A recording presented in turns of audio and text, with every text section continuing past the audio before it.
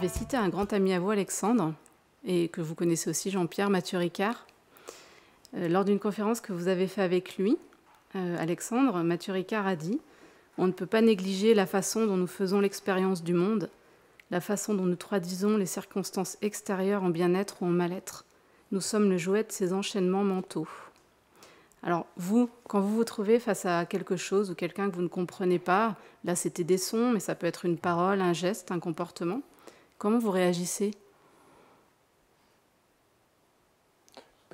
Déjà, il n'y a pas une obligation de tout analyser, de tout comprendre, de tout mettre en boîte dans nos catégories.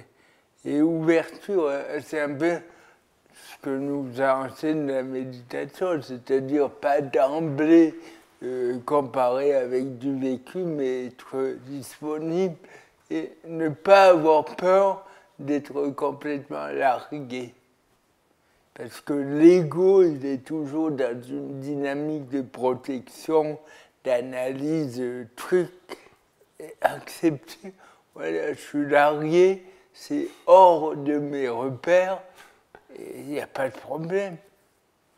Parce que c'est vrai que là, Mathieu Ricard parle d'être le jouet de ces enchaînements mentaux. Est-ce que vous pensez qu'on est esclave des préjugés que le mental fabrique? Ben justement, la thèse, c'est de repérer le flot de préjugés qui nous parcourt et de voir que c'est pas solide. C'est du vent d'un certain sens. Et tout l'exercice, c'est de ne pas se prendre la tête. Voilà, il y a une radio mentale qui diffuse en moi, libre à chacun d'obéir ou pas à ces injonctions, mais qu'il y ait préjugés, qu'il y ait des idées, qu'il y ait des angoisses même, c'est pas un problème. Et au-delà du mental, est-ce qu'on dispose d'autres filtres pour voir justement différemment, pour aller au-delà des apparences? On parle du mental, mais on peut aussi capter autrement? Alors, moi, je veux bien répondre à ça. Oui. En tant que ne voyant pas, j'ai enfin compris que je suis toujours perdu. C'est très rare, à moins d'évoluer dans ma propre maison, mais je veux dire, dès que je fais un pas, chaque pas d'un aveugle, c'est une surprise quand on sort du terrain connu.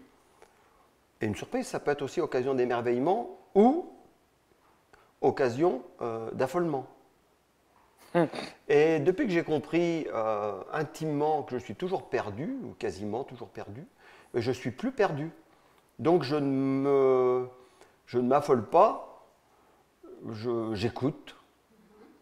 Je ne désigne pas en me disant « je suis sûr que je suis sur le bon trottoir » parce que j'en sais foutrement rien, quoi, en fait.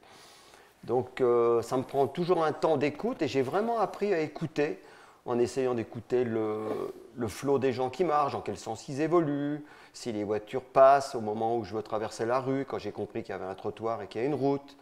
Donc le fait de ne pas voir m'a beaucoup enseigné à ne pas rentrer dans la désignation qui est un enfermement promu par soit la crainte, ou soit une anticipation quelconque, ou un besoin de sécurisation. Donc l'écoute en premier. Oui, mais on est écoute en premier. Le problème, c'est qu'on fout tout un bazar dessus. C'est une habitude, en fait, hein, de vouloir toujours être sachant. Donc il s'agit de dominant. se déshabituer. Il suffit d'un jour de vraiment regarder que ça nous fout dans la merde la plupart du temps, quoi, plutôt que de nous servir. Et que quand on lâche l'affaire, un temps soit peu déjà, la bride à ça, le miracle, mais ouais, le miracle, c'est vraiment le mot qui me vient, où l'inattendu, en fait, est beaucoup plus... j'irais même, oui, inspirant et aidant. Une odeur qui vous fait rêver. Frangipane. Un son que vous adorez. Le mot papa. Les cloches. Un mot que vous détestez. Non. Un défaut rédhibitoire. La prétention. Un film culte.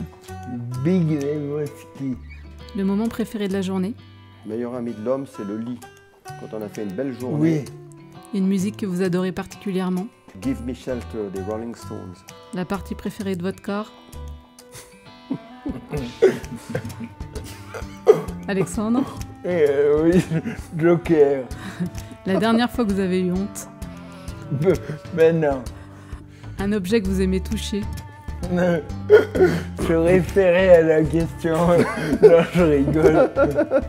La dernière fois que vous avez pensé que vous étiez un con. Tous les jours. Tous les jours, moi aussi.